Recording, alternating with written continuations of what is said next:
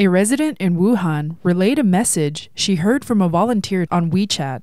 Volunteers provide help to neighbors, patients, and medical staff when needed and have access to more information than others. Just now, my friend's mother called to tell me that as a volunteer, helping people in many different places and doing various chores, she just said goodbye to a medical team who came to support Hubei from outside. They are now going back to their home city, and she spoke to them before they left. She said the purpose of her call was to warn me not to go out. The risk outside is too severe. She said, first, avoid all public transportation, including buses and the subway. This risk outside is more dangerous now than when all communities were under strict lockdown. She told me there are newly confirmed patients at hospitals every day. Some patients even carry 2 types of the CCP virus. These doctors said we should not go out unless it's necessary. When we have to go out, we must take more strict preventative measures than before.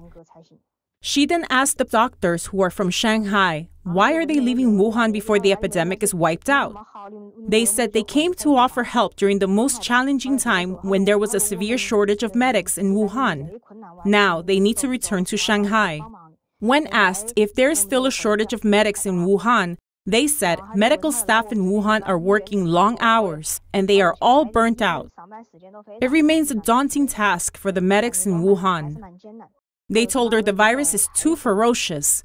There are many symptomless carriers and many confirmed cases. Presently, diagnosis, isolation, and treatment are all paid for by the patient himself.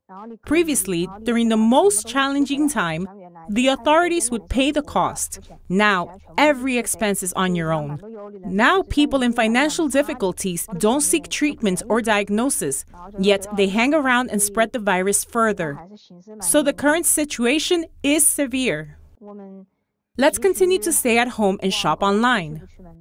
She asked the doctors why the authorities have stopped reporting new cases when there are new cases of infection identified in hospitals every day. They told her that the authorities believe the current outbreak is under control, so they don't report the real figures. Precisely because of that, many people have let down their guard. There are many asymptomatic carriers around. Some were identified when they returned to work and underwent the coronavirus test. The situation is terrifying. My friend's mother told me that her daughter always covers herself head to toe with a protective suit when she goes out. But she wishes she could wear 2 layers of gloves. She feels more fearful now than before.